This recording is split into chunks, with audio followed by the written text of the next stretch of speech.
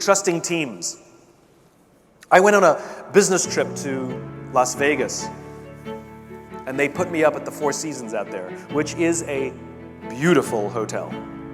And one of the reasons it's a wonderful hotel is not because of the fancy beds. Any hotel can buy a fancy bed.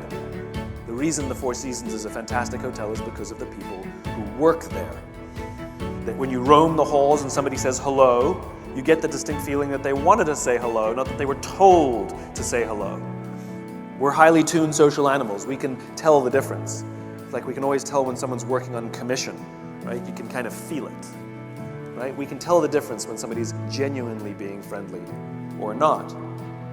They happen to have a coffee bar in the lobby there at the Four Seasons in Las Vegas, and one afternoon I went and bought myself a cup of coffee.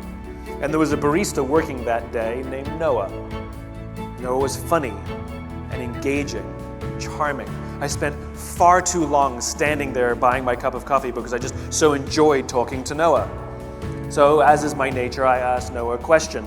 I said, "Do you like your job?" And without skipping a beat, Noah said, "I love my job." Now, in my line of business, that's significant because like is rational. I like the people I work with, I like the job, I like the challenge, I get paid well, I like my job. Love is emotional. It's a higher order connection. Do you love your wife? I like her a lot, right? There's a difference. Noah said, "I love my job." My ears perked up.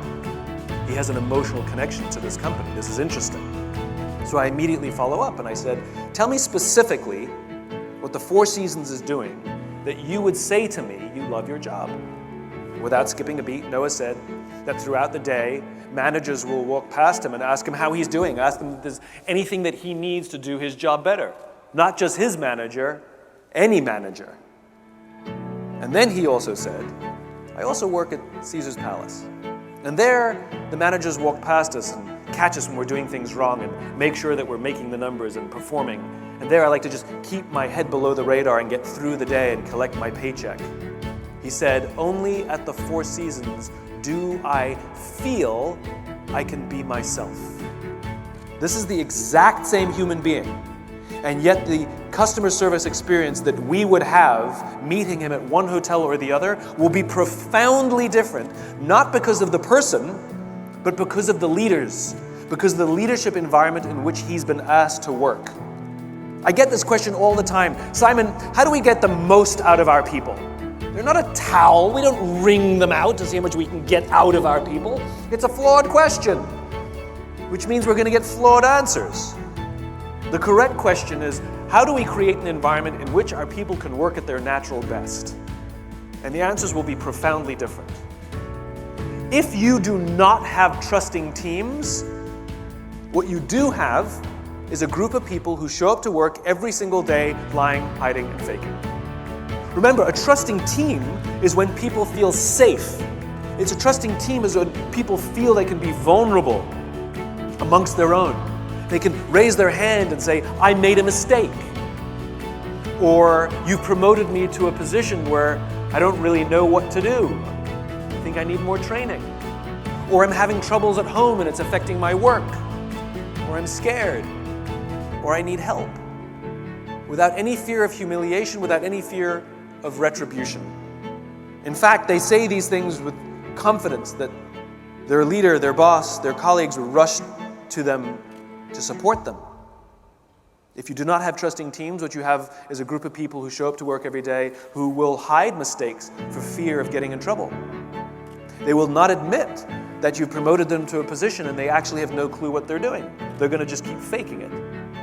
They would never tell you that they're suffering undue stress because of something that's happening at home and that it's affecting their work. They're not going to tell you that they're scared, and they're definitely not going to ask for help for fear that they'll find themselves on some short list for the next round of redundancies. And eventually, cracks will show up, and eventually the organization will break. Not because of the people, but because of the leaders leading those people. We know what this looks like in the extreme.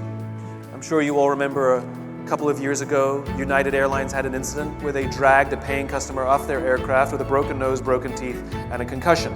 I feel sorry for every single member of that crew because 100% of them knew that that was the wrong thing to do, but none of them spoke up. None of them intervened because they feared getting in trouble more than doing the right thing.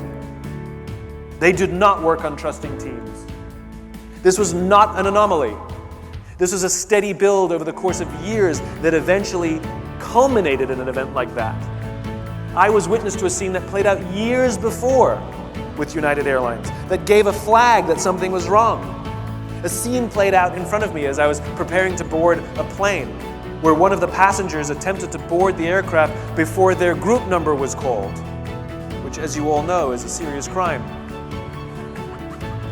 And that is exactly how the gate agent treated this passenger. "Step aside, sir. I haven't called your group yet. Please step aside and wait till I call your group," is how she talked to a paying customer. And so I spoke up. I said, "Why do you have to talk to us that way? Why can't you talk to us like we're human beings?" And she looked me in the eye and said, "Sir, if I don't follow the rules, I could get in trouble or lose my job." What she revealed to me is that she does not feel safe in her own organization. Her leaders do not trust her to do the job for which she's been trained to do. And guess who suffers? Company, customer, and her. The reason we love flying Virgin Atlantic, for example, is not because they have some magical formula to hire all the best people. It's because the people who work there feel safe in their own jobs. They feel trusted to do the job for which they've been trained to do. And guess who benefits? Customer, company, and the people who work there. It is a leader's responsibility to set an environment. Leadership is not about being in charge. Leadership is about taking care of those in your charge. Leaders are not responsible for the results. They're responsible for the people who are responsible for the results. And if you get the environment right, you get people like Noah. If you get the environment wrong, you get people like Noah. It's not the people, it's the leaders. Almost always when there are performance issues, almost always when there are customer service issues, it's so rarely the people. Yes, we have anomalies, of course. But if on balance you find that there's issues, it's almost always the leadership and the leadership environment, and usually it's the lack of trusting teams. The job of leadership is to create trusting teams, and if you want to play in the infinite game, you must have trusting teams. One of the worst things about trusting teams is how you build them, because they're not traditional in the sense that we set a target, we're going to build our teams of trust, and we set out to build them. It's more of a practice. It's like getting into shape. It's like going to the gym. Yes, you want to get into shape. Unfortunately, you can't go to the gym for 9 hours and get into shape. It won't work. But if you commit yourself to go to the gym every single day for 20 minutes, 100% you'll get into shape. Simon, how long is it going to take me to get into shape? I don't know. And that's the problem. Some will respond quickly and some will respond slowly, and there is no formula, but we all 100% know that the process works. We 100% know that if you work out every single day for 20 minutes and eat healthily, 100% of us will get into shape. It's the same in leadership. There's no 5 magical things that I can tell you to do. There's no one-day course you can go take or one offsite you can have with your team and all of a sudden they become trusting teams. Yes, those things are important, but they're part of a process that we trust in. That process is called leadership. Leadership is a lifestyle. And even when you achieve your goal, even when you get into shape, even when the trusting teams are built, unfortunately, you have to keep going to the gym for the rest of your life. It's a lifestyle. Leadership is a lifestyle, and the purpose of that lifestyle is to produce teams who take care of each other, who love each other, and feel valued and valuable in the organization where they work. That is your job.